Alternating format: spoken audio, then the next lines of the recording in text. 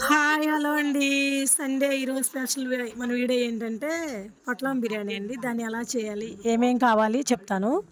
ఫస్ట్‌గా కళాయి పెట్టుకొని, దాంట్లో కొంచెం ఆయిల్ ఏసుకొని, దా పచ్చిమిర్చి, ఉల్లిపాయ కొంచెం గోల్డ్ కలర్ వచ్చే వరకు ఏగనివ్వాలండి. ఏగిన తర్వాత ఒక టబ్బు గ్రేవీ ఏసుకోవాలి. మేమంటే గ్రేవీ పెడతాము. జీడిపప్పు, పచ్చిపప్పు ఇవన్నీ ఏసి పక్కన గ్రేవీ పెట్టుకుంటాం. రెడీ చేసి పెట్టుకుంటామండి. అంటే హోటల్‌లో కదా! ఇవన్నీ చేసేసిన తర్వాత ఈ మటను, చికెను, ఫ్రాన్సు మేము ఫ్రై చేసి పెట్టుకున్నాం. ఈ 3 ఏసేసి కర్రీ కొట్టాలండి.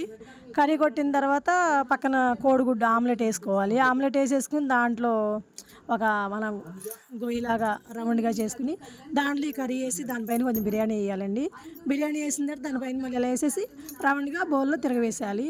వీడియో పెట్టాను చూడండి. చాలా టేస్టీగా ఉండే గుమగుమలాడే పొట్లం బిర్యానీ రెడీ అయిపోయింది. మన ఛానల్‌ని సపోర్ట్ చేయండి. లైక్ చేయండి.